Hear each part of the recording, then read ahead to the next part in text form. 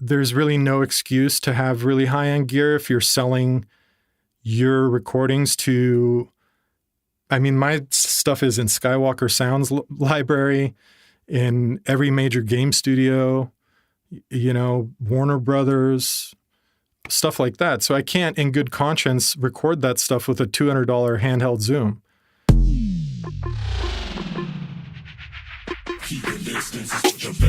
Welcome to the Mr. Bill podcast. I'm Bill's manager, Anand Harsh.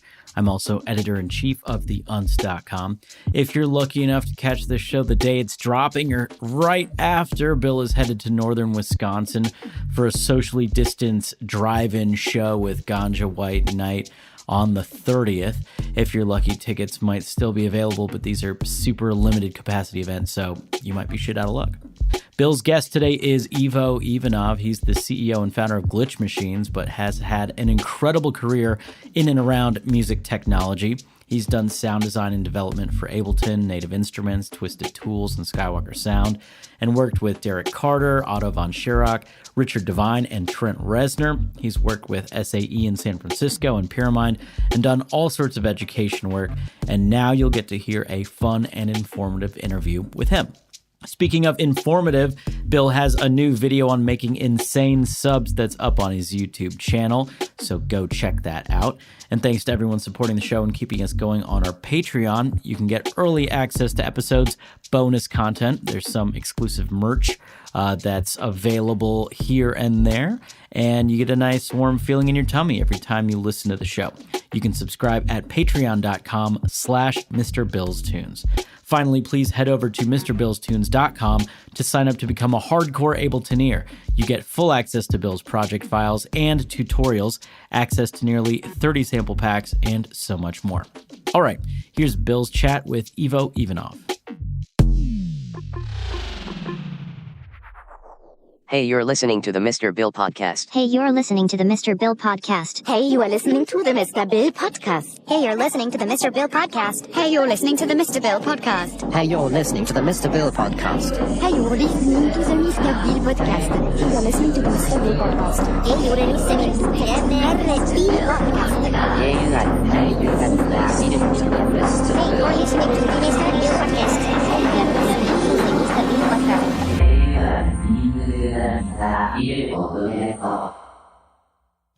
Cool. Are you recording? Yeah, everything's recording. I think we're good to go. Sick. Well, yeah, thanks for doing this, man. I appreciate it. Thanks for having me. I'm a big fan of yours. We've known each other for what, like 10 years now? Yeah, a long time. Yeah, I think the first time I met you was in 2012 when I was in San Francisco for a show or something, and you were teaching at the SAE campus. Yeah. So it was like 8 years ago. Yeah. That it's been a while. Well, you've been even before we met, you've been an inspiration, and I've watched all of your videos and everything. So it's awesome to be on and to chat with you. That's crazy to hear, because I mean, like, when I look at someone like you, I look at you as sort of like at the top of the sort of sound design game. So like to have someone like you watching my videos is crazy, I think. That's awesome. But I mean, I guess that's how you get to the top of the sound design game, right? It's just by watching everyone's videos. Well, yeah, exactly. I mean, everybody always asks me, how did you do it? And I don't have one answer for that. I think it's kind of probably like how you got to where you are with music production. You just kind of learn as you go. And I got a formal audio engineering degree. And then I also had the opportunity to teach for like 5 years in an audio engineering school, which is where we met.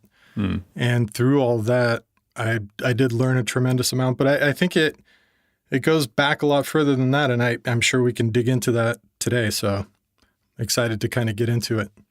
Yeah. So just to kind of intro you a bit for people who don't know you, your name is Ivo Ivanov, as we just talked about. Yeah. You're the founder and CEO of Glitchmachines, which is a plugin company that I really like. I use Fracture a ton. Cool. So you've released probably like 10 plugins now, something like that, and a bunch of sound packs. You've done sound design for a ton of companies like Ableton, Native Instruments, Tiptop, etc. You've done sound design on some games like Battlestar Galactica and We Happy Few. Yeah. You taught at SAE in San Francisco, where you were the campus director and the head of the audio tech program. Yeah. You were a touring keyboard player for Snake River Conspiracy. You released albums on Detroit Underground Records, and you were a circuit bending pioneer, and you've made instruments for Trent Reznor and Richard Devine and Otto von Schirach and so on. It's just crazy, man, how many accolades you have to your name in the sound design world. Thank you. I think part of that is because I'm old, just being around for so long. But yeah, it's just something that that I've been putting all of my time and effort into, and it's not just me. My whole family is kind of on the sidelines, doing their part in making all of it happen, and I just kind of never stop. Just like you. I mean, when I see the amount of tracks you write, it's so humbling because music's an area that kind of got me into sound design, but it's also the least pursued or developed, for lack of a better term, area of the things that I do, because it's always kind of been an avenue that hasn't really been a viable way to earn money for me. But it's something I'm passionate about, and it's actually how I got into audio in the first place. And now that things are kind of at a point where my sound design career is established, I am taking a little bit of a turn toward music again in my spare time, which is very lacking to say the least. But when I watch how much music you're able to create and how amazing it is to boot, it's an inspiration, man. And it's intimidating, to be totally honest. So I can see how people probably view my accolades and my portfolio, because it's how I view others like yours and various other people that I'm a fan of. And I think all of us probably just have one thing in common, and it's that we work really hard at what we do. Beyond the fact that we're passionate about it and all of that, it's really like whether we were successful or not, it's still something we would live and breathe. And I think that is kind of what it takes to get to that level. Right. Yeah, I feel the same way for sure. I definitely think you kind of need this it's just stupid level of passion for something that I think the way I feel about it is the only way to get like really successful in anything is if you would do it beyond anybody like telling you or paying you to do it anyway. Like you just become sort of obsessive about it, and that's how you like get really good at it, right? Yeah, exactly. Like, for instance, with programming, it's something I want to learn, and it's something I've wanted to learn for a long time, but I'm just not passionate about it. And every time I try to learn it, I'm just like, it's just a bunch of fucking maths and like a bunch of logic. And like, I mean, I'm like, yes, I could work this out. If somebody like paid me a bunch of money to do it, I'd probably work it out. But like, it's not something that I, like you said, live and breathe. It's not something I wake up and I'm like excited to think about and do. And it's not something I go to bed thinking about and like, wondering about. Whereas like, for instance, currently that thing for me is mountain biking, which is like super weird. I just recently got into that. So now I'm just like going to bed thinking about like fucking carbon versus aluminium frames on mountain bikes and shit. And like just and it's the same thing when I haven't been like this for a while with Ableton, but like the way I think I got good at Ableton was I was just that way about it when I first got into it. And I would like go to bed thinking about like how I could make a flanger out of like EQs in a rack with a bunch of macro controls or something like that, just like thinking about dumb shit like that, or thinking about how I could make like set up something to like, I'd go to bed thinking like, would a signal delay if I sent it through like, 50 iterations of channels where one took the input from the next one or something, like would that cause like, I just think about dumb shit like that all the time. Yeah, and those questions and obsessiveness about it was, I think, what like made me learn a lot about it. But yeah, I agree. I think it's something that you just need to have that kind of level of obsession about to get good. But it's awesome that you had that about like programming, man, because like, the plugins that you make are awesome. And it's crazy that you do that all single-handedly, right? Well, I think this is it's good that you bring this up, because I think we should dig into this a little bit. So yeah, I'm actually kind of like you when it comes to programming. So let me rewind a little bit and I'll kind of give a little bit of a backstory.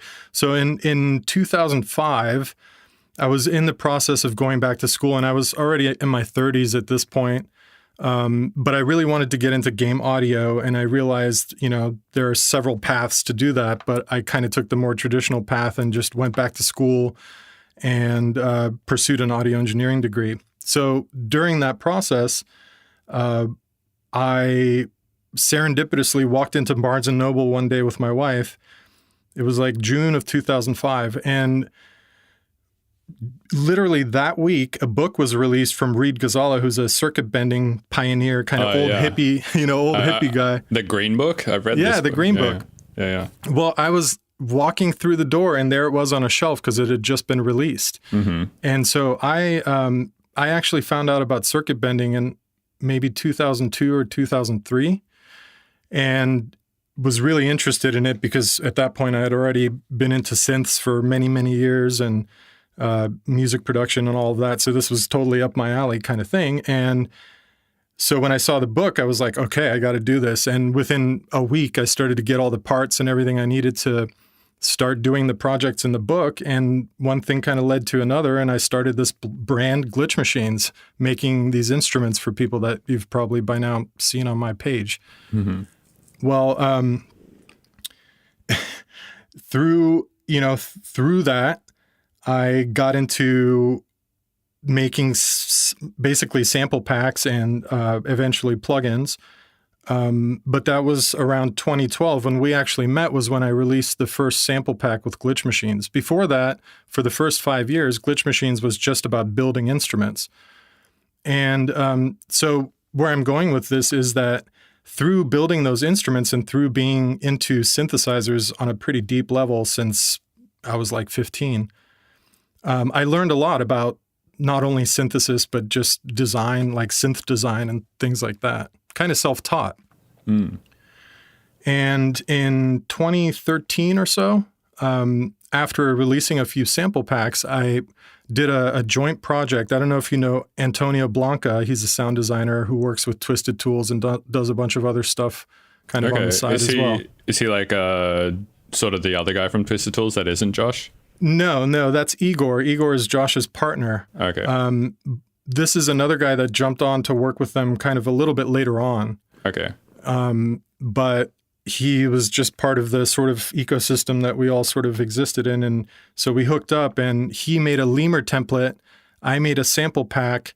And my other friend, Thomas, who had a company, still has this same company called Inear Display from France. So he made a little plugin. And the plugin was called Fragment. The whole project, we called it Fragment.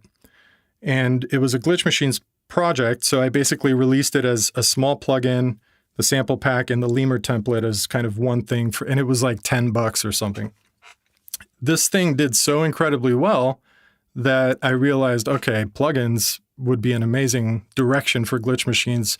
Sample packs, certainly, but plugins have much more capacity and potential to earn revenue and, actually make a living doing this.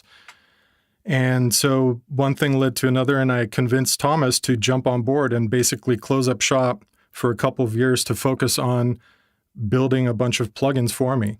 And so the first plugin I designed from the ground up and then asked him to basically build for me was Polygon.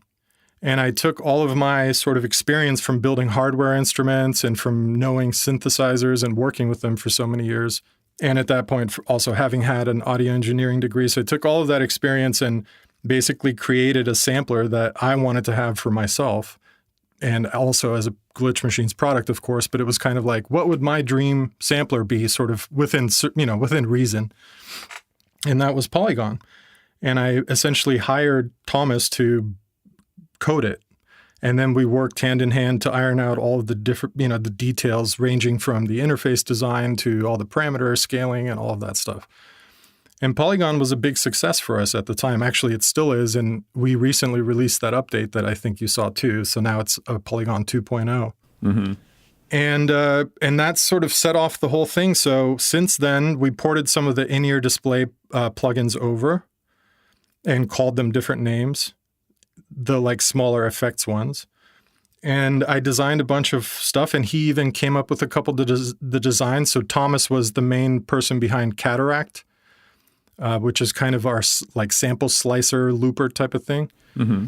And he and I kind of co-created Quadrant, which is our modular effects processor.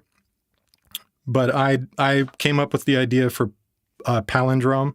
Mm-hmm. The granulizer. The granular one, yeah. And then I also designed Polygon and some of the other ones, Fracture XT and stuff. And actually the Fragment plugin that I told you about, that actually became Fracture. Right. And then we decided, okay, let's just make it into a thing that's still free, but like we kind of added a couple things to it and it became Fracture. Fracture and Hysteresis are two free plugins.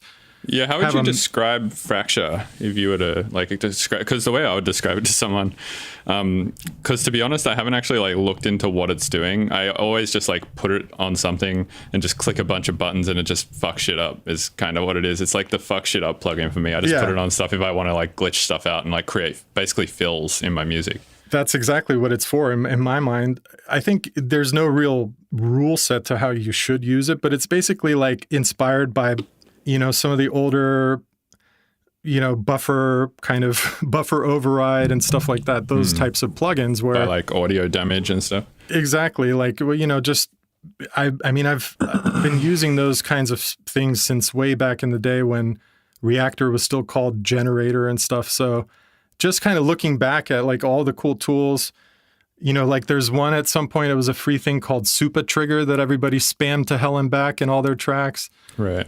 So I looked at a lot of things like that and just wanted a plugin like that just no overhead really for CPU, something that spits out usable, great results every time. It's easy to randomize, so there's not too many parameters.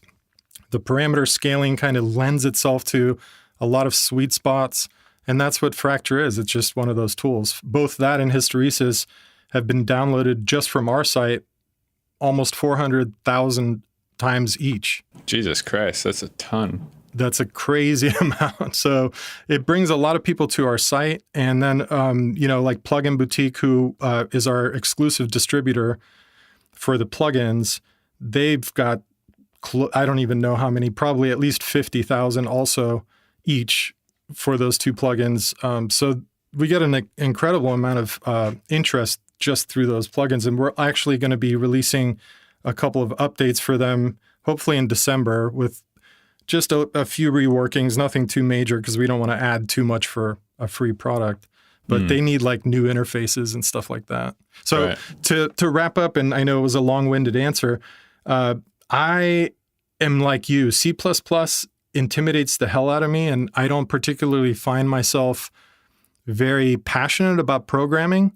It's kind of like I feel like I can do it if I really sat down, and if I was able, like Steve from X for Records was able to shut the doors for a year and basically just hibernate and learn C++. If I could do that, I feel like I probably still wouldn't do it because it's just not my cup of tea. Right. Like you prefer to shut the doors and like work on music or something or sound designer. Exactly.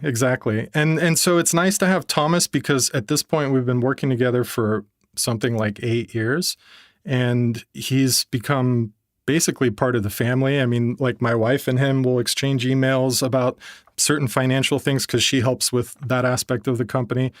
And, you know, our kids will like get on Skype and chat and stuff because he's in France. So having somebody like that I can really connect with on a really, really deep kind of technical and creative level that I can work with in sort of parallel to create these plugins is an incredible godsend. And I couldn't imagine trying to replace him, but that's what's going on with the plugins. I do everything except for the C++. I even do, like for Polygon, I design the logo. I've been designing a lot more logos for our stuff. But I hire certain people to do other tasks for Glitchmachines, and we can get into that too if you want. Yeah, I'm curious how the company works because, I mean, obviously, like, building the plugin is like one small component of distributing a plugin, right? Because like you need on the front end, I mean, for starters, you need a website, which is a pain in the ass. You need to be able to, you need a website that can handle 400,000 people coming to it and downloading something, which is a technical feat in itself. Like you need to use probably AWS service for that or something like that. Yep. Something that's like scalable. And then, you know, you need marketing, which is tough. You need to obviously, like you're saying, build relationships and make deals with distributors like Plugin Boutique. So it's like probably a lot of emailing, a lot of phone calls, a lot of a lot of ulterior stuff that isn't building the plugin, right? So yeah, I guess I'd like to get into that stuff a little bit, because there's a lot of shit like that on my end too, with the Mr. Bill's Tune stuff, because that's an educational website. There's project files and samples packs and stuff there. Right. Not to the level that Glitchmachines do that kind of stuff, but definitely like it's sort of on my radar pretty heavily, because it's like one of the big components of my income and stuff like that. But yeah, I don't think people realize it's not like all writing music, like it's a lot of administrative work. And a lot. Yeah, it really is. Well, I'd be happy to get into that. I mean, do you want me to just speak about it kind of generally, or do you want to start with a particular area that you're interested in, or that you think your listeners might be interested in? Yeah, I mean, I think like what I would find the most interesting is just sort of like, what's your day-to-day like? Yeah, sure. Well, so I'll give you sort of a zoomed back explanation, and then I'll kind of dig more into the details. So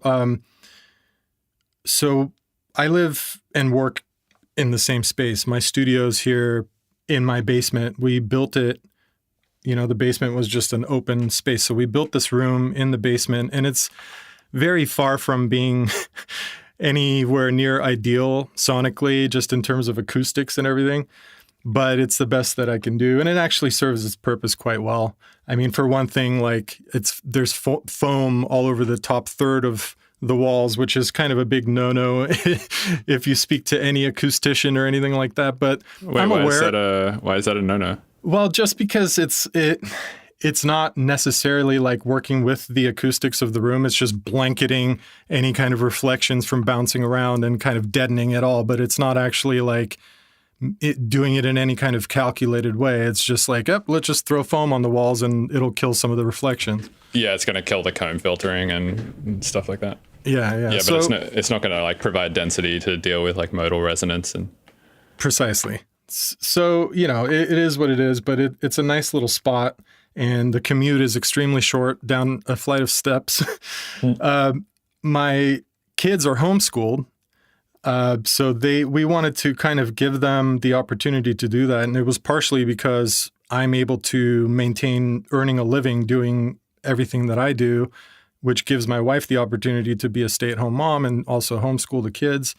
And interestingly, they've kind of gravitated towards my world a bit. I've been training my daughter on audio engineering and songwriting for the last few years. And she is in every imaginable dance and singing class and things like that. So it's really cool to be able to share that with my kids. And my son is super into programming. He's only 9, but he's like already learning Python and stuff. It's crazy. Wow, that's insane.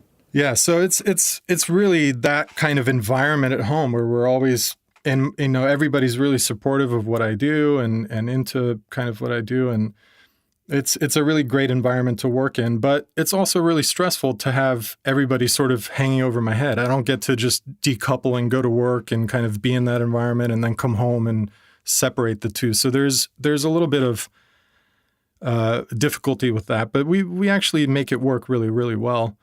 There are just some days where I have to kind of stop what I'm doing and go upstairs and mediate a disagreement or things like that. But for the most part, I can focus, and everybody sort of is sensitive to that. So, right. And on the Glitchmachines side of things, because I assume that's kind of like your primary thing, what's the day-to-day look like for that? Kind of like, are you waking up in the morning and going like, all right, I'm going to start conceptualizing some new plugin, or do you have like many projects on the go at once, or do you sort of just wake up and sort of respond to customer emails and like try and do tech support stuff, or like how does that sort of work? Yeah, all of the above. And I guess I was kind of leading into that.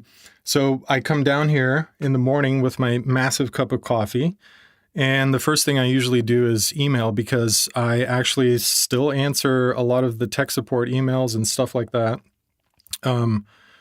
Luckily, we do a lot of work ahead of sort of time to prevent big tech support issues or constant updates and things like that. And I think that's one thing that I pride myself, or we pride ourselves on, is that our plugins are generally pretty stable. And that's, really amazing, because a lot of plugin companies, a big part of their workload happens to be support, you know. So I don't have too much of that going on, but I come and I answer those emails. There's always administrative types of emails, either somebody wanting to jump on a phone call with me about something or wanting to put out something, and, you know, just any kind of correspondence. I take care of all that first thing in the morning. To answer your other question, I usually have 3 or 4 projects going at once. I prioritize the stuff that's obviously Glitchmachines related or that I may be doing for another company, because that's where I'm going to make money. If I'm just over here on the modular or doing some music stuff, it's usually in between those things, because I can't justify prioritizing those things that generally don't earn any income for me. And if I'm happen to be working on a plugin, it's a lot of kind of going back and forth with Thomas. We use a couple of platforms for that. We use Asana and Slack. I usually use Asana when it's just he and I going through the kind of alpha and, you know, those sort of stages of the workflow of the software development. And then once we get up to beta, I assemble a small team of beta testers in Slack, and then we spend that part of the process there. And then eventually, you know, release everything. But yeah, what you had said earlier is absolutely a big part of my world, which is all the administrative stuff. Running a company is no joke, and I had to learn a lot of it by trial and error. And that was a very kind of sobering experience. But now, 10 years in, I feel like I really have a good grasp on how to deal with things like marketing, distribution, even just like the web stuff that you're talking about, and PR, anything like that. It's not something that was just taught to me, though. I had to sort of figure it out. Yeah, I mean, I guess the only way to learn it really is to probably go through like business school. But even still, it's kind of like you have to figure a bunch of it out, because especially in the music industry, there is no real like structured way to learn all of these things in the music industry. And that's because I feel like the music industry is just so lawless. Like people just, work on their own time schedules, and like people are in general like pretty relaxed about everything. And like, it's not like, you know, working in like tech, right? Like I live in San Francisco now. So I'm around a lot of techies. And they're so structured, man. It's like they wake up at a certain time. If they say they're going to be on a meeting call at a certain time, they're there without fail. Like if you don't show up to a thing that you said you were going to show up like directly on time, they're kind of like, what the fuck's going on? And they freak out. It's like, it's a completely different world to the music world where all of the stuff I just mentioned does not apply at all. And people just sort of go at their own pace and do whatever. So to kind of navigate all of that, I find is like a skill in itself as well. It is. And a lot of people want to do things with Glitchmachines. So I get a lot of emails from people that want to collaborate or work together and stuff, but it's usually folks that can't work in that capacity. And it's almost like, well, okay, they may do cool work, but bringing them on and doing a project actually implies some form of having to deal with those kind of nuances of their workflow, maybe not being on time or not communicating clearly, or just all of those things. I don't really have time to wait on somebody like that. And I've come across that a few times over the years where I've had to kind of cut people loose because they're just approaching it like an artist, which is understandable, but it doesn't work in the context of running a company and all the things, you know, you just mentioned. Right, which is tough because at the end of the day, like you want something like Glitchmachines, or I want something like Mr. Bill's Tunes to be ultimately a creative endeavor, right? Because like, I mean, building plugins is still a creative thing. It's like you're trying to figure out like how to use libraries that exist and how to use like tech that exists to do something new and interesting and innovative. So in that sense, it's like super creative.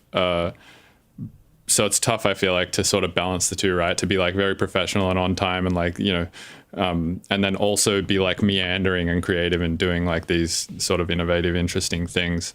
It's tough, I think, to have your foot in both mindsets. It's really tough because I feel like at my core, I'm a creative, weird person, but you know, there's only so much of that I can kind of pursue, or I don't know, for lack of a better term, because I have to kind of maintain so many different things that are time sensitive and that are, very critical, that I can't really let myself just meander and just be the creative kind of force that I would normally be if I didn't have those responsibilities. And other people that kind of come into this fold don't completely seem to understand that. And I find it very difficult to kind of be in the middle of that, having to sort of explain why I can't do things a certain way or why I can't do certain things to somebody that isn't in my position.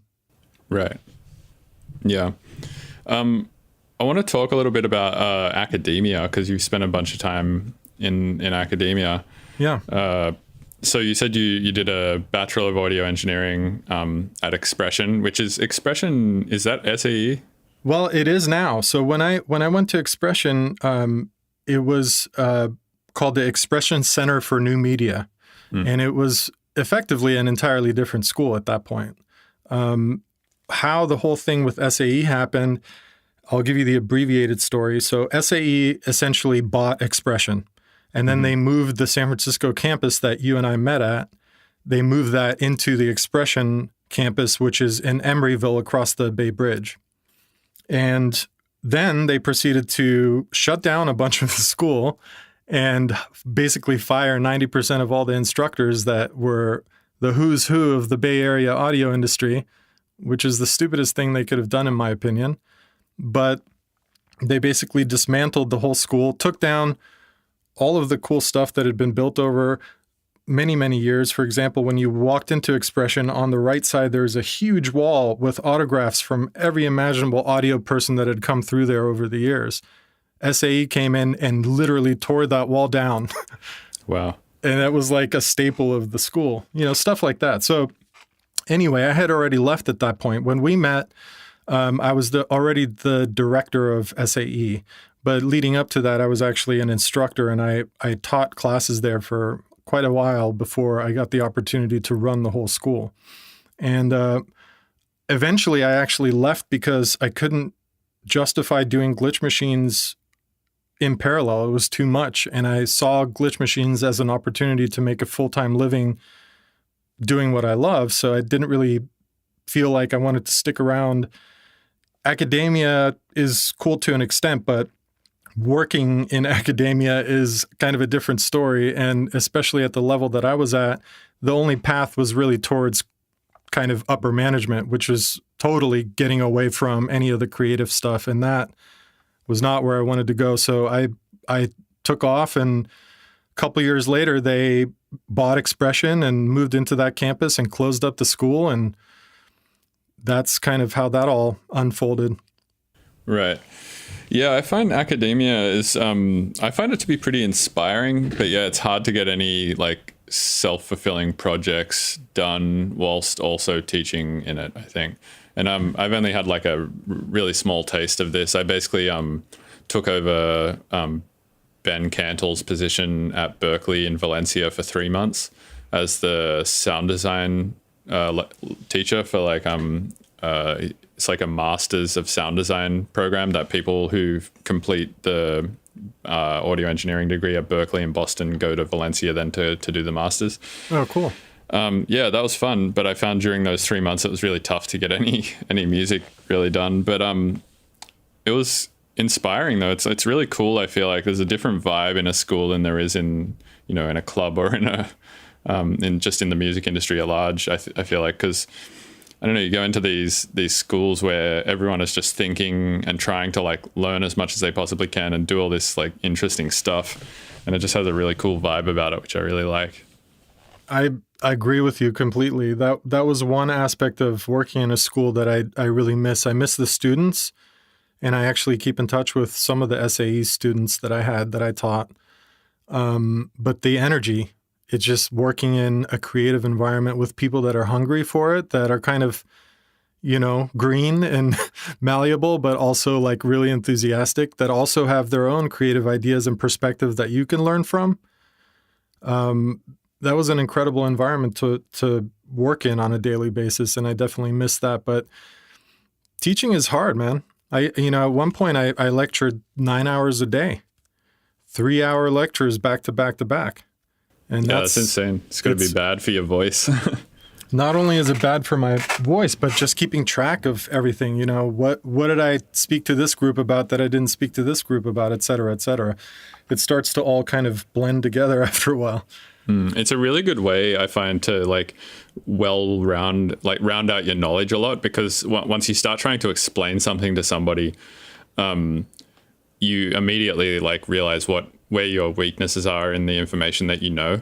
Exactly. Yeah. You start to realize what it is that you only kind of half know or just know intrinsically and don't actually fully understand, because, if you did, you'd be able to explain it in a million different ways. Yeah. So I found teaching, I think, is amazing for that, just getting your knowledge well-rounded.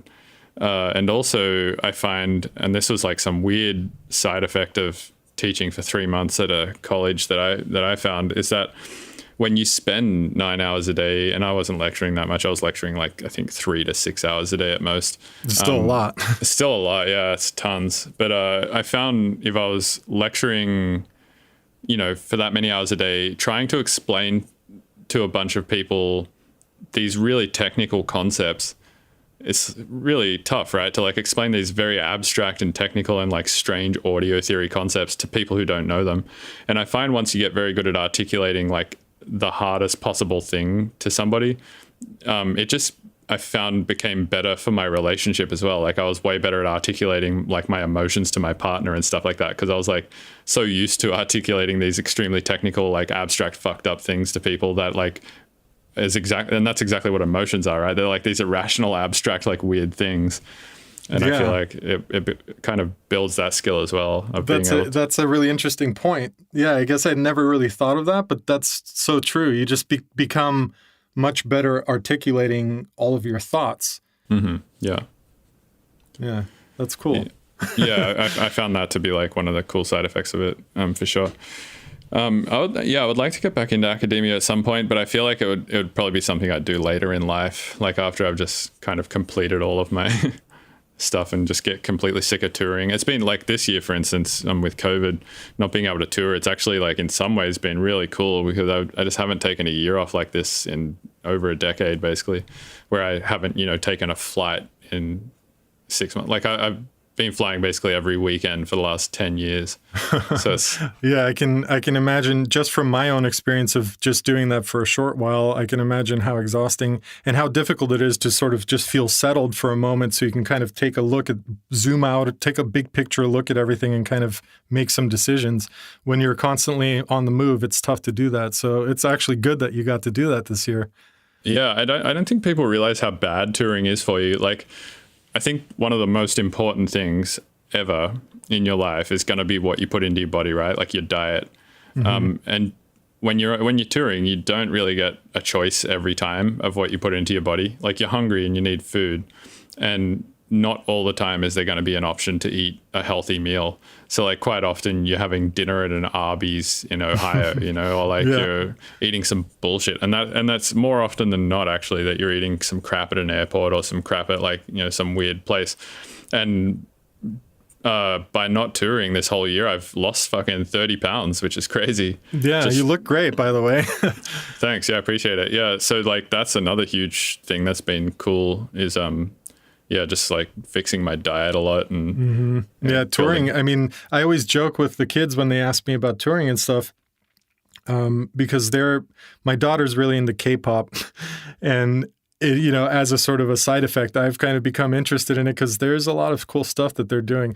But she always asks me about touring, and it's one joke that keeps coming up is that, well, it's basically just eating at another shitty place in a different location and being bored until the show. I mean, at some point, pretty much. That's what it kind of really becomes, is just finding the least shitty place to eat and hopefully staying at a place that's not too compromised. So that can wear on you after a while. Yeah, that is true. It is quite often that I'll just be playing chess on my phone until I have to play the show, and then I'll go back to playing chess on my phone.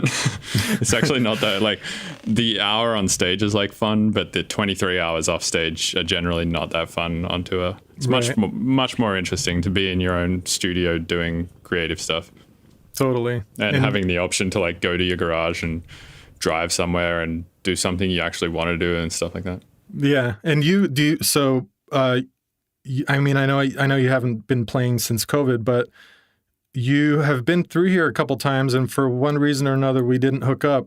But I noticed that you kind of go through and do a lot of shows. How does that usually work? I mean, do you get booked and then people fly? Do you fly out? Do they pay for? Because I haven't, like I said, I haven't really spent too much time as like a touring musician in the last 20 years, so I don't know how people are like yourself are doing it. I mean, are you paying for your own flight and then factoring that in to the overall, ticket kind of value that comes out of these shows, or how does that part of it work?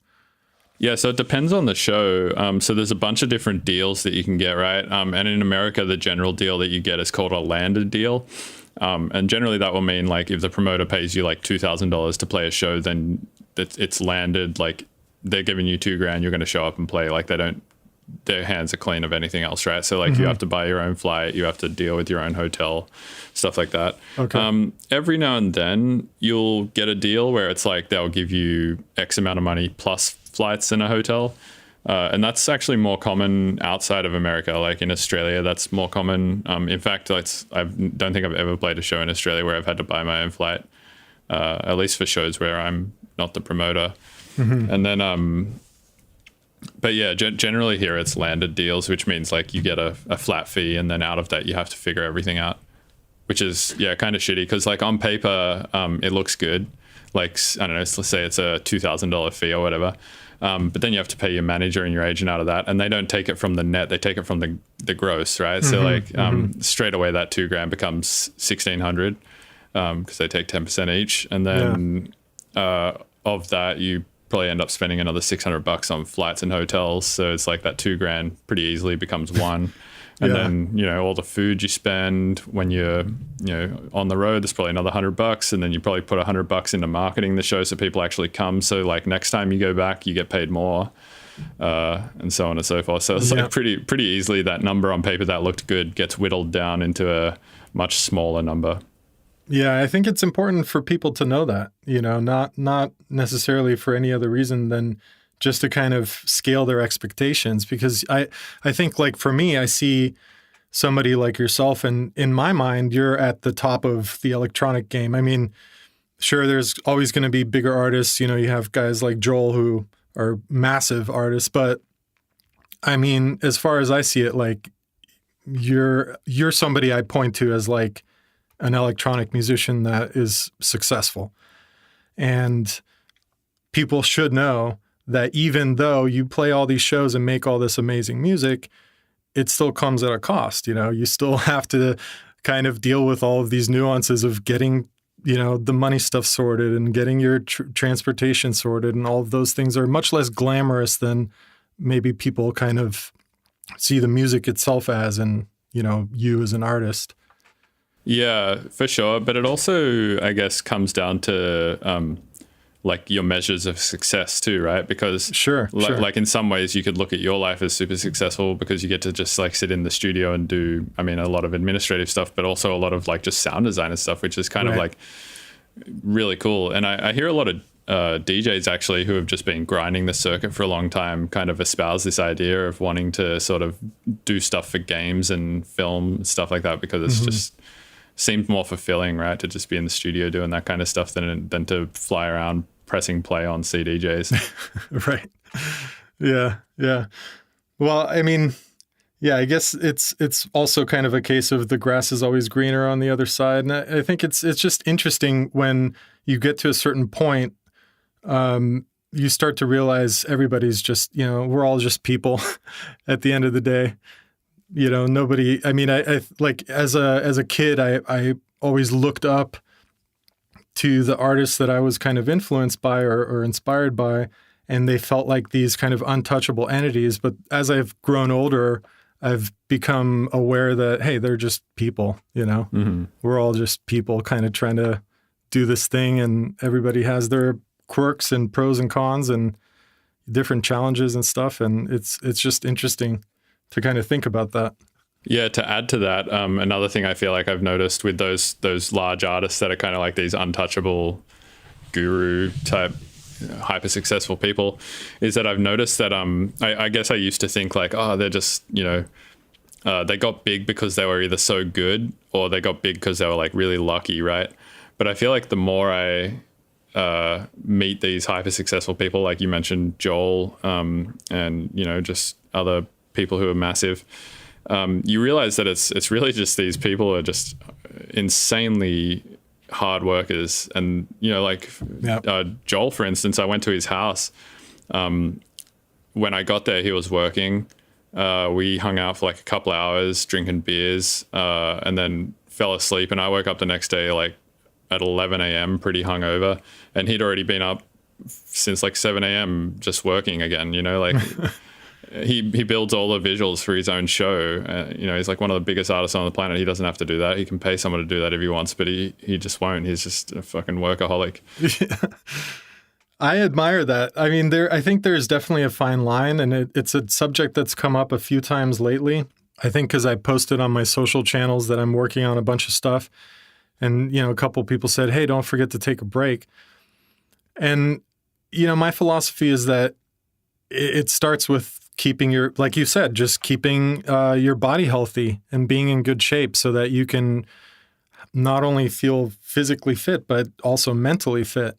You know, those things, I don't know, people don't seem to have their priorities kind of straight when it comes to that stuff. But that's kind of the first thing that I kind of think about is as long as my mental health and my physical health are solid, then I can do all these things, you know? Yeah, that's kind of true. It's just about like sort of carving out an hour a day to take care of yourself or something like that. Exactly. Yeah, which is hard to do when you've got so many different things going on. But, you know, what I was going to say is, so my philosophy is basically just to find a balance, no matter how much I am seen as a workaholic, which some people see me as, because I am prolific and I do, just like you with your music, it's like the amount of music you make is staggering in my mind. And I think some people view my portfolio that way too, like all the stuff that I do. And it implies that we're workaholics. And in my opinion, that carries some negative connotations. So I like to think of it as just, I'm extremely driven, but I never lose sight of the importance of keeping that balance and staying healthy and prioritizing the things that really matter. And, you know, just making decisions about what kind of I will spend my time and energy on and what I won't. And a lot of people fail to do those things. And it's really critical, I think, for success. Yeah, I guess if you're a true workaholic, you'll figure out ways to preserve yourself to work for longer. Right. I guess that's another way to look at it. Yeah. Looping back a little bit to sound design, I wanted to talk about just kind of your process there, because like I'm currently making a bunch of presets for this new synth called Vital. Okay. And one thing, have you heard of this synth? No, I haven't. It's pretty awesome. I'm not sure how much I'm supposed to talk about it, but it's made by this guy called Matt Teitel. He made another plugin called Helm a while ago. He's just sort of like an independent programmer who lives in Oakland. And this new synth he's making is pretty cool. It's called Vital. It's I would say it's pretty Serum-esque. Okay. And I'm making presets for it. I'm supposed to make 60, and I've made like 25 or something, and I feel like I'm just out of ideas for presets. It's like I don't understand how anybody, like when I get a new plugin, right, it's like, you know, Zebra or something like that, there's like fucking 1,000 presets in there by one guy called Howard Scar.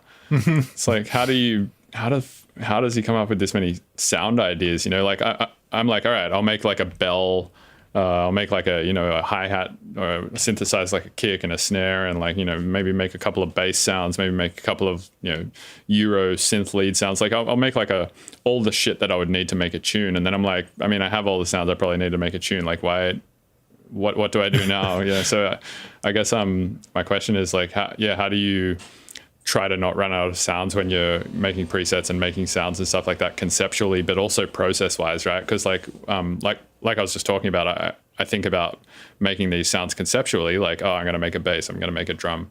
But then I also think about them process wise, right? Like, oh, I'm going to make a sound where I run a comb filter through a distortion unit through a compressor or something like that, and then flip that around. So it's like I think about it more from like the technical process rather than the actual sound that I'm trying to make itself. But even still, I run out of ideas at about like 30 presets. It's a very good topic and good question, because it's something that I get asked a lot, because my sample packs for Glitchmachines tend to clock in around, some of them 5,000-6,000 sounds. And, I get asked quite a bit, how do you come up with so many ideas or so many variations on a theme, et cetera, et cetera. And I think it's very context sensitive. Like working on a plugin is definitely very different than working on a sample pack. And I think it also depends on the theme. But with plugins, I find that a lot of it for me comes down to the plugin itself. Some plugins, like if it's a subtractive synth or something kind of like that, I tend to find that there are just far fewer avenues for me to go in, or directions to go in kind of creatively or technically. And it's really difficult to squeeze something interesting out of, or like a high quantity of interesting presets out of a synth like that. And then sometimes the complexity is so overbearing that it's almost like you have to set everything aside and study for 3 days just to understand this thing in order to get the most out of it. Which can be a chore if you've got a bunch of other stuff going on, which I find myself kind of turning down projects where I think that's going to be too much studying. I don't have the time to learn this thing just so I can do what I need to do for this project. But to kind of go back to your question, how I handle that is very different from project to project. And I try to not overthink it. I think, in my opinion, people get too scientific with sound design. I've seen people like their workflow is incredibly slow. Watching your videos, your workflow is incredibly fast. It's also difficult to assess how your workflow is in a different context than songwriting, because all I've ever seen is when you're kind of designing sounds in the process of making a track. And so they're almost like purpose built for the track.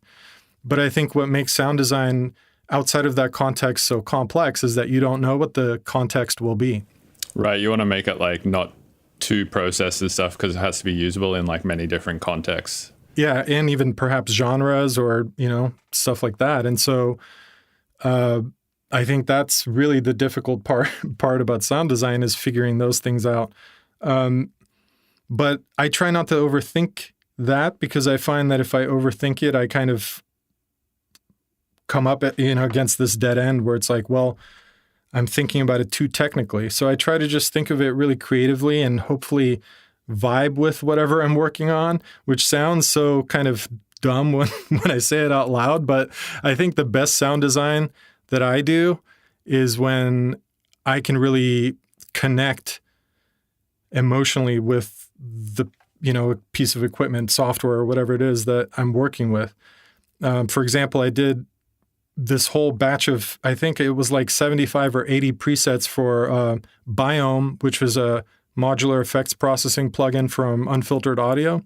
Yeah, dude, Unfiltered Audio is like another one of my favorite companies right now, actually. I'd love to get, what's his name, Michael Hetrick? Yeah. Yeah, I'd love to get him on too.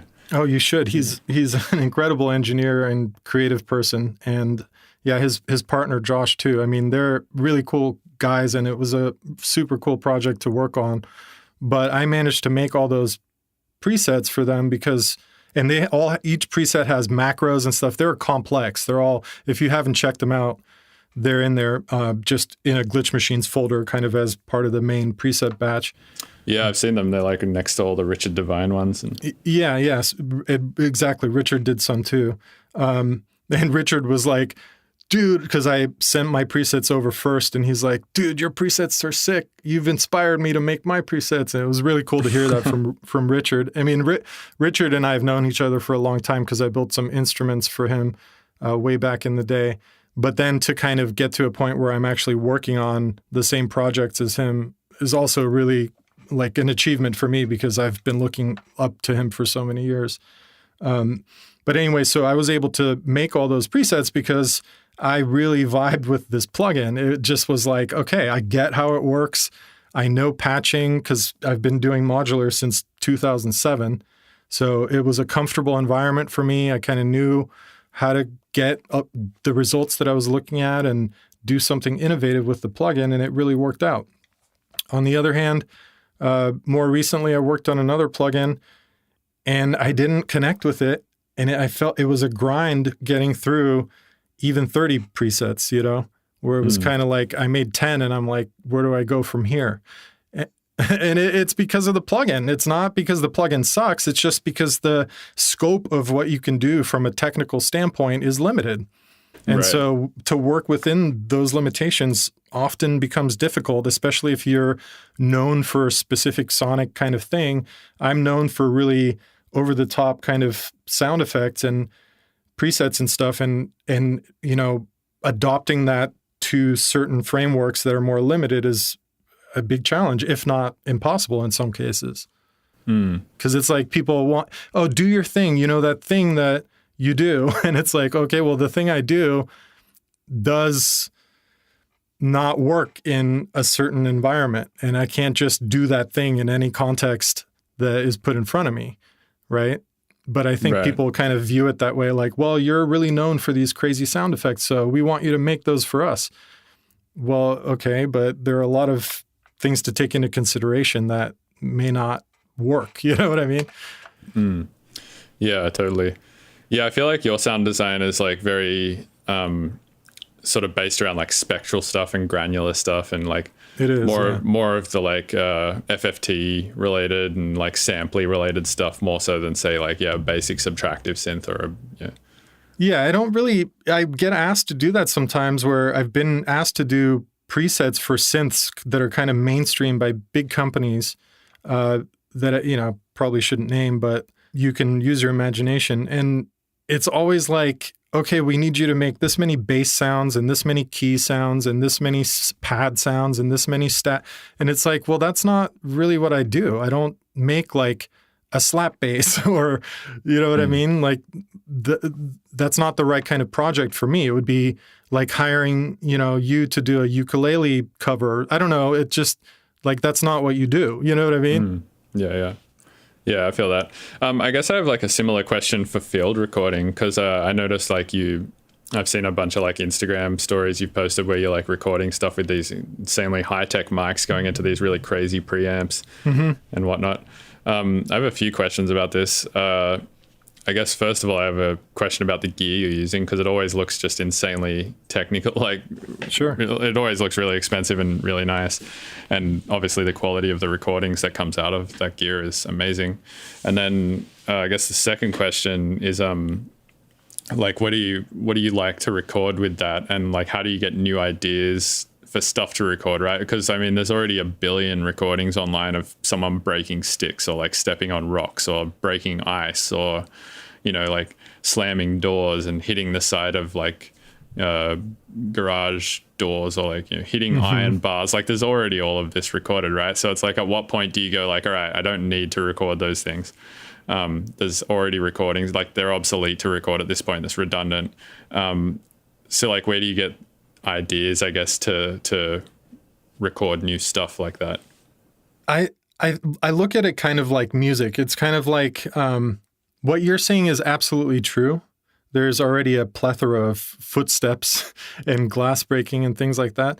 But I also kind of think of it like, well, there may be, but maybe not how I would approach it. It's just like music, like, well, we have enough IDM or we have enough glitch hop or whatever you want to label it. Well, but there's always another artist that can put a different spin on it and put their creative perspective and ideas and experience and life into that music, and it's going to be inherently different. So to shut the doors on a genre just because we have enough of it, you know, I don't know. So it's kind of like that with sound design for me. I try to think of everything from the vantage point of Glitchmachines rather than like just post-production or Foley recording in general. and how it can be used as a creative tool within the ecosystem that I've created for Glitchmachines. And that in itself informs my kind of creative wavelength and trajectory, and it allows me to look beyond the obvious stuff of like, okay, I'm recording glass. This has been done before. I'm thinking of it as, what kind of layer is this going to be in this other kind of bigger picture thing that I'm going to do with these recordings? Now, some of the Glitchmachines packs are comprised of raw recorded material. They're just Foley sounds, and it's all the stuff that, you kind of mentioned, just every kind of sound you can imagine. If you had a mic and you just started walking around the neighborhood or even inside your house recording stuff, I've done all that. And you could argue that, well, that's been done, and it certainly continues to be done. I, see new sound designers cropping up every day that put their stuff on a sound effect, and it's all the same, wandering around with electromagnetic mics or whatever it is that people do. But again, I think it's important not to dwell on how much it's been done or how much it's going to be done in the future, and just look at it for your own purposes and kind of what you plan to get out of that material and what inspires you. So I generally kind of think of recording as a way of gathering new ingredients, just like if I'm going and I want to have people over for dinner and I go to the store to buy all those ingredients that I may not have, I approach field recording that way, or recording Foley stuff here in the studio. Like, what would be interesting to add to this kind of ecosystem of sounds, and how does that allow me to do something new? Yeah, that makes sense. The gear itself, I happen to think that there's really no excuse to have really high-end gear if you're selling your recordings to, my stuff is in Skywalker Sound's library, in every major game studio, Warner Brothers, stuff like that. So I can't, in good conscience, record that stuff with a $200 handheld Zoom.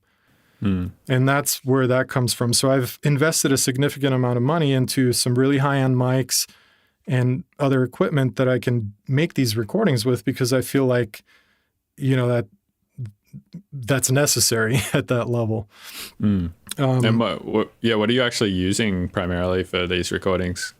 So I personally happen to really like the sonic kind of fingerprint of the Sennheiser MKH range of microphones. They have several shotgun mics in that range, and they also have some cardioids and different types of mics like that. So I have the MKH 8060, which is a mic that I'm actually recording through right now.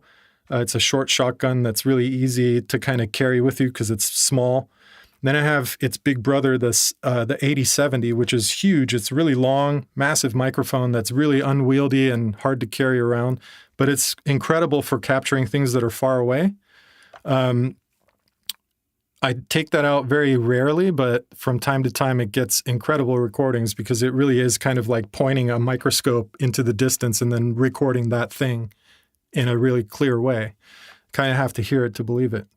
And then I have a couple of stereo pairs of mics, the 8040s and 8020s. The 8020s are Omnis, and I usually use those to record ambiences and things like that. I set them up in an AB space pair kind of, situation most of the time. But the nice thing is you can do some hyper extended stuff. Like I can grab a couple 20-foot XLRs and set them really far apart to get a huge kind of, stereo spread on a specific recording that I may want. Things like that. So it's really nice to have those separated, so I can kind of decouple and depending on what I'm trying to capture, kind of spread them around and play with the stereo field. And then the 8040s are cardioids. So they're more for, I usually have those in an XY. I have them in a Rycote Cyclone, which is a special windscreen that's made for them to be housed together in an XY formation. And I use those more for stereo sound effects recording, Foley stuff that I want to record in stereo, but is more up close. And, those, I guess, 4, 5, 6, those 6 mics are what I use most of the time. I record with a Sound Devices 633, which is just one of the kind of higher end field recorders that are out there. And I feel like the preamp has like so much to do with recording, right? Because I've found like this mic that I'm using here, this RE20, is completely different if I plug it into my Native Instruments Audio Control 1 than it is if I plug it into my RME 5-Face 802 than it is if I plug it into my Metric Halo ULN2, you know, like, and I find the Metric Halo ULN2 to just shit on everything that I own, at least.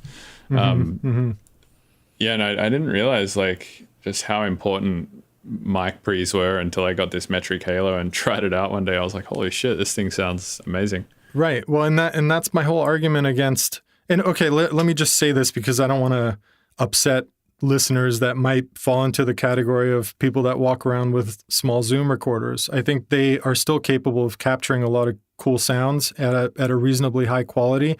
And I actually think for convenience, I have a Tascam DR something or other that I carry with me when we go on trips and stuff, because it's really convenient to just be able to bust something out of your pocket and record.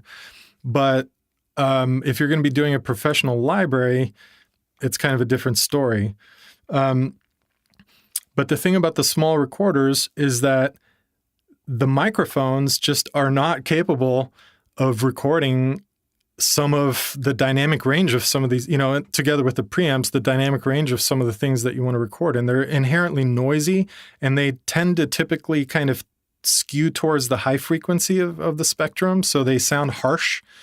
And even if you did plug in a mic to the built-in preamps, most of the time the preamp is also not able to handle really high SBL or like big dynamic ranges, and they're also noisy and stuff like that. So getting the high-end equipment, it's really about that. It's about the fidelity, not just about, you know, build quality and reliability, which is also a thing, but really, it's just being able to capture everything from a whisper to a gunshot.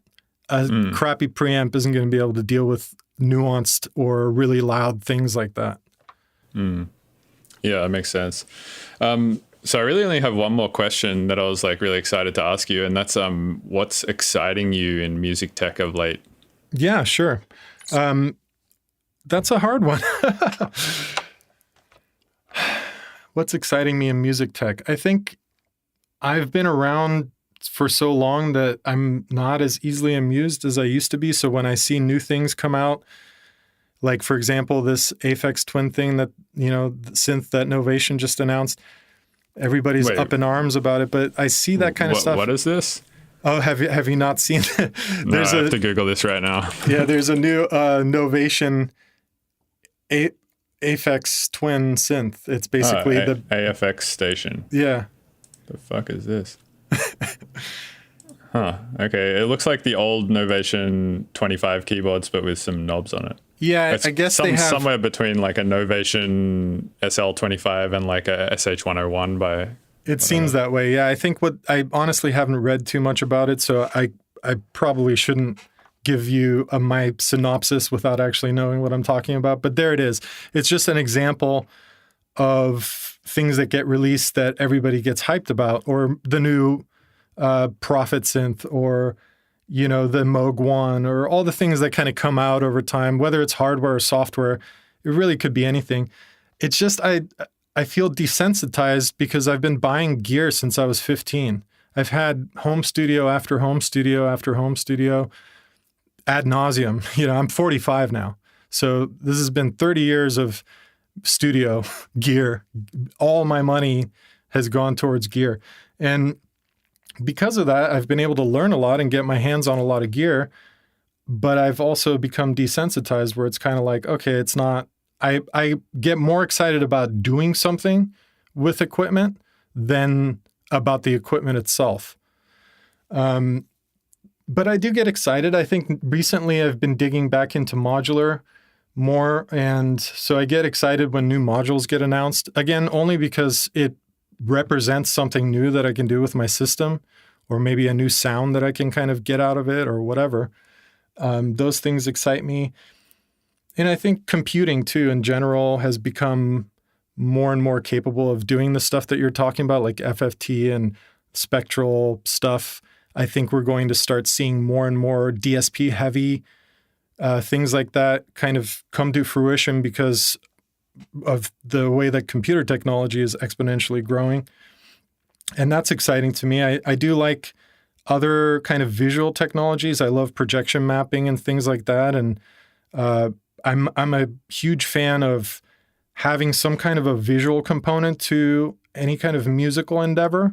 And that's an area that I find myself frustrated in quite a bit, because if I'm going to make music, which is already kind of an extra sort of a hobby thing for me at this point, then I want it to be at a level where it's kind of fully realized. And in order for that to happen, it needs to have a visual counterpiece or component. And that costs money, because my ideas are like to have something really cinematic, and I don't have $50K or $100K to spend on something that I know isn't going to make money in the first place, because there's no infrastructure for me to earn money off of something like that.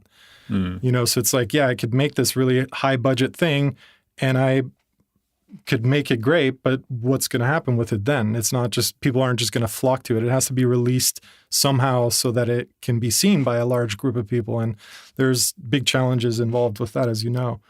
But yeah, I'm excited about visual stuff that is becoming more and more accessible, like Touch Designer and things like that are allowing artists to create those kinds of visual, parallels to their creative musical work.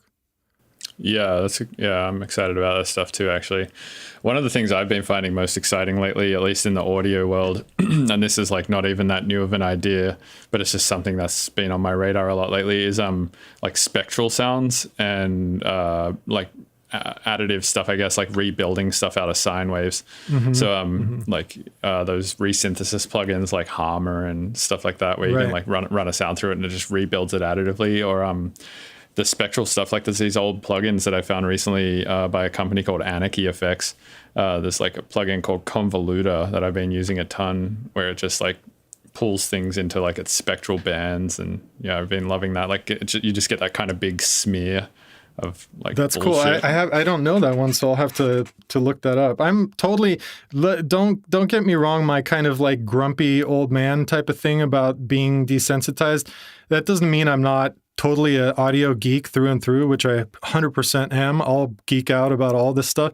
It's just, I don't know if I'd call it excitement so much as just, it's part of my whole world, but it's not something that like I'll dream about. You know what I mean?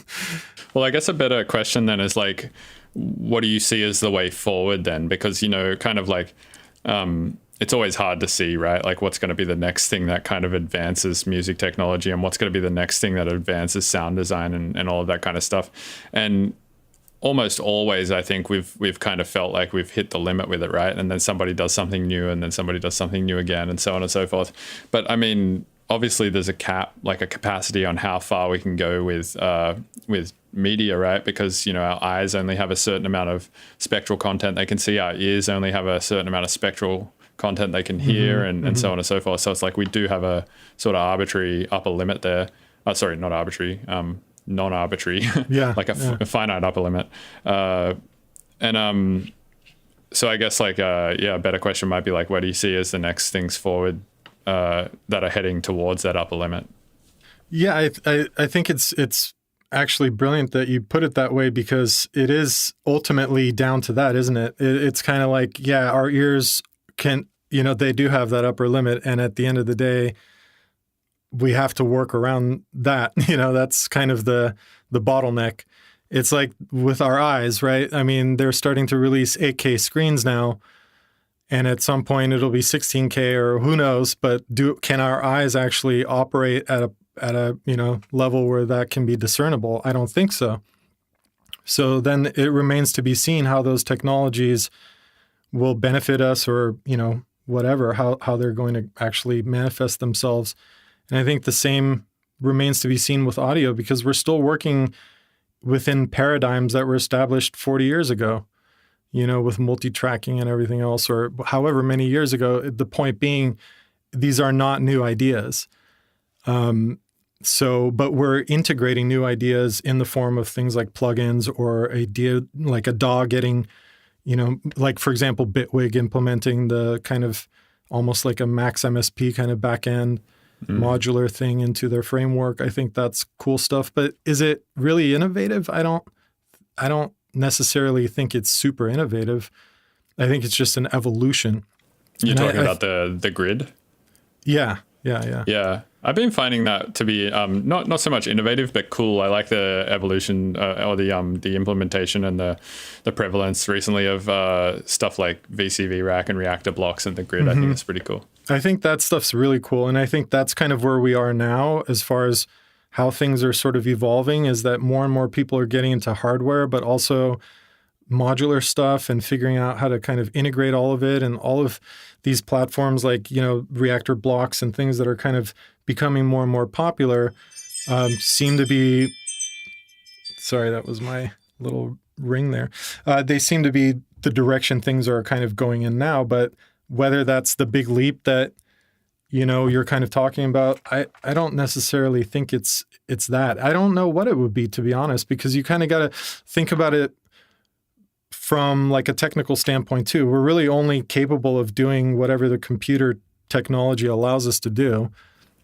But then beyond that, the computer, like I have an 18-core machine here, but that doesn't necessarily mean anything because it's only really capable of doing whatever the software, kind of that interacts with that machine is capable of. And so really it's down to like, okay, what are developers going to think of next? And that comes down to scientists, because the DSP isn't made by guys like us. It's made by people with PhDs, and so it's almost like looking to that part of maybe academia or the scientific kind of community to bring those technologies to fruition, and then slowly they'll kind of trickle into music and music technology, and we have yet to see how that will impact the tools that we're using. But it's all really exciting and intimidating too, because as a plugin company, I'm always thinking, Thomas and I are always talking about like,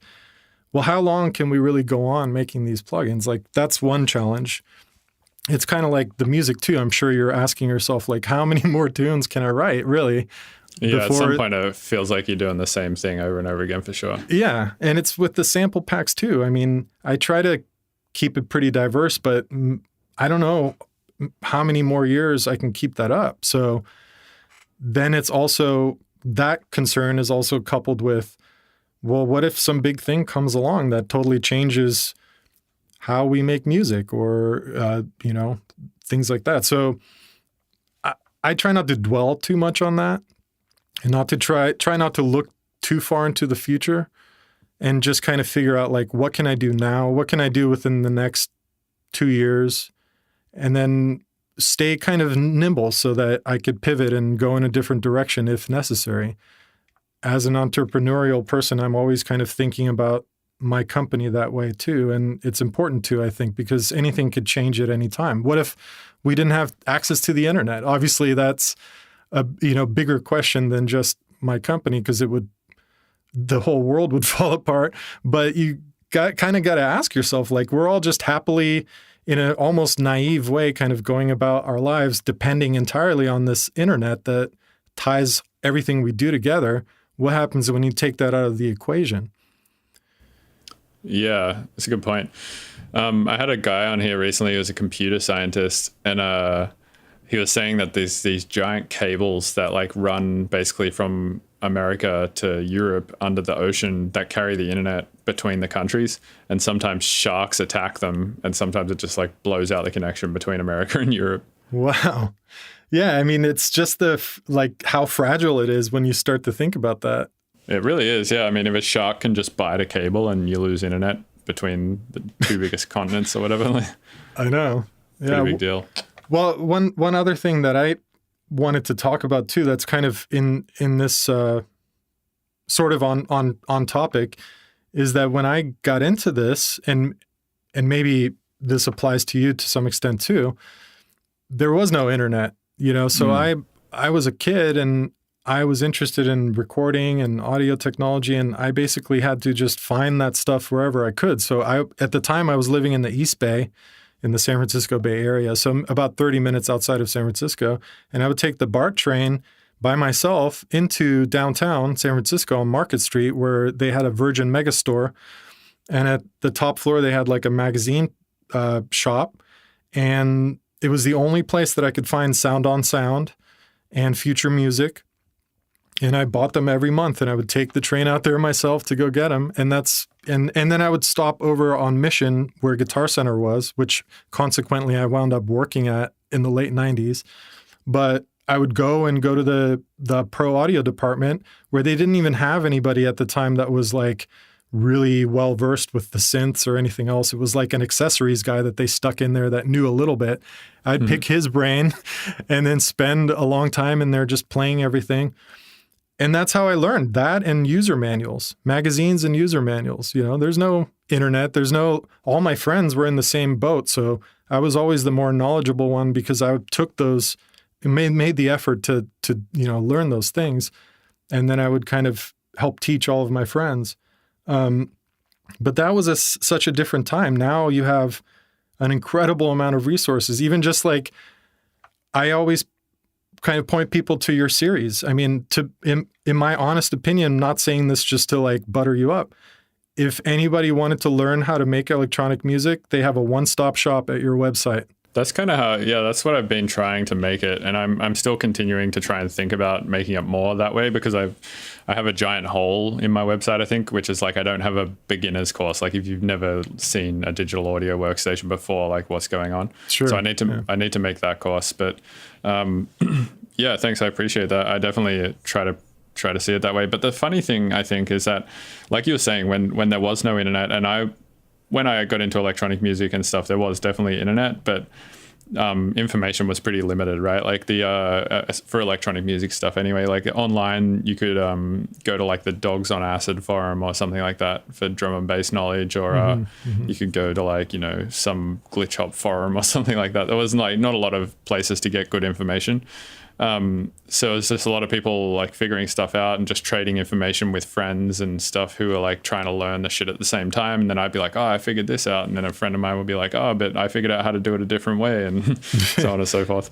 And that's cool. But I feel like these days there's like nothing left to the imagination. You can get everything you want to know out of YouTube without paying a cent for anything, and you can get it immediately. You can get a fucking degree in audio engineering on YouTube at this point. You can, yeah. You can get a degree in almost anything, I think, at this point off YouTube. But it's almost that amount of information, though, I think that kind of turns people off it, because it's like too overwhelming. There's too much. So it's, I think the thing that people need now is just a way to sort of whittle it down into a focused kind of linear path in which, because like you go to YouTube and Google Ableton tutorial, and like a million tutorials are going to come back, right? But it's tough to tell like where you should start and like which linear path you should take to be able to figure it out. So I guess that's where like more curated educational content comes into it. Yeah, I think you hit it on the head. I mean, it's like you don't want a beginner to jump into something even which I guess could be considered fundamental, but like, what is signal to noise ratio? Well, maybe don't just dive without any knowledge into a tutorial about that, when there are a lot of other fundamental things that maybe you should know beforehand. So yeah, I think it's just about, and teaching gave me a pretty good grasp on how I would approach, teaching electronic music or audio engineering to somebody. But again, that's not really what I want to do. But I agree with you that it's like, if I did, it would be totally structured, where it does have a sort of a linear, you have to take a linear approach, just like if you're studying mathematics or something like that, where it is kind of cumulative, and you have to assume that people don't have knowledge of things that you take for granted. Right. Well, I guess my high level point is that like, in some ways, it almost seems like the way that you learn things is the easier way to do it, because you're forced into a linear path based on limited information, right? Like it's kind of like you only had access to 2 magazines a month and a guy at a guitar center. Yeah. So it's kind of like you had to just learn the information that was available to you. So I think in that way, it's like maybe a more manageable amount of information at a time. Oh, totally. Yeah. And over a long period of time too. Somebody yesterday asked me how I did it, or how I got established as a sound designer. And part of my answer was, well, because I've been doing this for like 30 years, dude. You know, you have a really long time frame over which you gain an incredible amount of experience and knowledge that simply can't be boiled down to 2 or 3 years.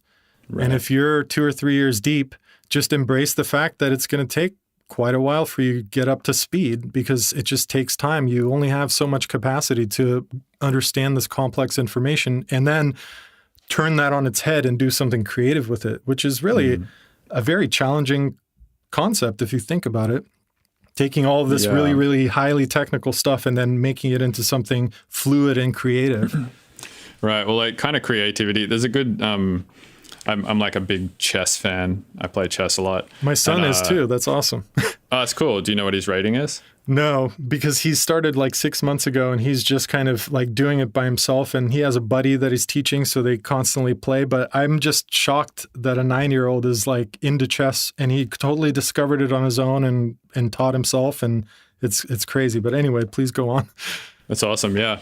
So I guess Garry Kasparov was the world master at one point. He has a good quote where he says, what is it? Something along the lines of like, to be a really good chess player, to be a grandmaster, like requires you basically just like knowing all the rules and fundamentals and like all the possible like things that can happen and stuff like that. Mm-hmm. But to be like the world champion, like the best chess player, requires you to like know all that, plus exactly when to break those rules to depending on the exact position or whatever. He like boiled it down to a way better quote than me, and I don't even think English is his first language. But I got the gist. That's a really good way of putting it, and it's exactly applicable to what we're talking about. You know, whether it's writing music or sound design, it's not just it's that. Yeah, knowing exactly. Like you said, to have all that complex information and knowing exactly when to use it in like weird ways to do innovative new stuff with it is definitely like a whole nother set of knowledge to learn, which can't be really learnt from books. Yeah. And speaking of learning, like I know I've been complimenting you profusely, but I just have to say I've learned quite a bit just from watching your videos too. So the important takeaway from that is always be open to the fact that somebody can teach you something, and I guess as an extension that somebody will be better than you, or whatever. Like, it's just important to be humble and to understand that there's always something to be learned, even from people, above or ahead or behind you. It doesn't matter. Like, I've learned some of the coolest stuff from students that were totally novice, and or amazing established, musicians like yourself. Like, I just look at everything that I can whenever kind of inspiration strikes and try to gain knowledge from every direction that I can. I think everybody should open themselves up to that concept, because it's just going to be beneficial to you. Yeah, I agree. Well, I think we should probably end it there, because we've been talking for like almost 90 minutes. But man, it was awesome chatting with you, and I really appreciate you coming on. Thanks so much for having me. It's been a pleasure to chat with you, and it's like, just incredible to finally connect like this after having known each other for so long. And I look forward to checking out the full podcast when it airs. Awesome, man. All right, thanks a lot. Thank you, man. Hey, thanks for listening to the Mr. Bill podcast. These episodes are edited and uploaded by Robert Fumo. You can also support the show, get early access to episodes, and hear bonus content by going to patreon.com/Mr. Bill's Tunes and becoming a patron. Please rate and review on iTunes, unless you're going to be a little shit about it. And all the links to my various platforms are at MrBillsTunes.com. Thank you.